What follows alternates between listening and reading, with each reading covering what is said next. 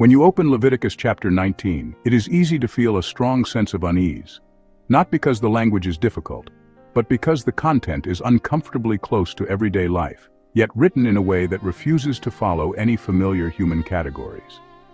The chapter begins with God's holiness, then moves to parents, the Sabbath, and offerings, and suddenly shifts to farmland, wages, the vulnerable, justice, fairness, speech, clothing, the body, commerce, and measurements. As you read, the question almost forces itself on you. What do these things possibly have to do with one another?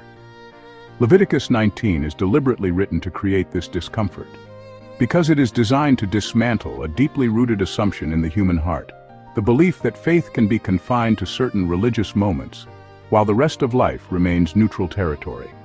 At the opening of this chapter, God declares, "You shall be holy, for I the Lord am holy." This is not a call for moral self-improvement. It is a declaration of authority. It means that once this holy God has entered into covenant with you, your entire life no longer belongs to you. That is why what follows is intentionally unclassified. Worship, family, labor, society, justice, the body, agriculture, and commerce are all placed on the same line. Not because these things are inherently religious, but because God refuses to allow human beings to divide life into the part God governs and the part that belongs to me.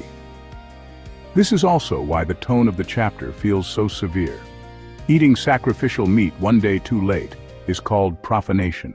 Withholding wages is treated as an offense against God. Oppressing the vulnerable is placed directly in the category of fearing God. Showing partiality in judgment is named injustice. Even a single piece of slander is described as something that can push a person toward death. This is not God exaggerating minor issues. It is because these are precisely the places where people are most tempted to say, "This is just life." Leviticus 19 interrupts that sentence again and again. It repeatedly forces the same declaration upon the reader. I am the Lord. In other words, the very places you assume have nothing to do with me are the places where you are actively responding to me. Yet as one continues reading, a reality quickly becomes impossible to avoid.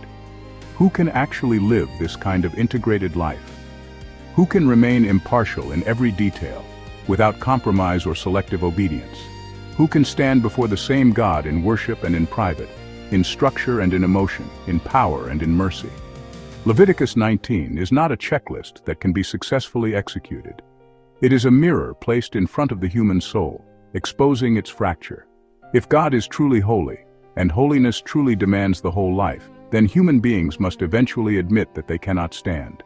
And it is precisely here that Scripture unmistakably points to a name, Jesus.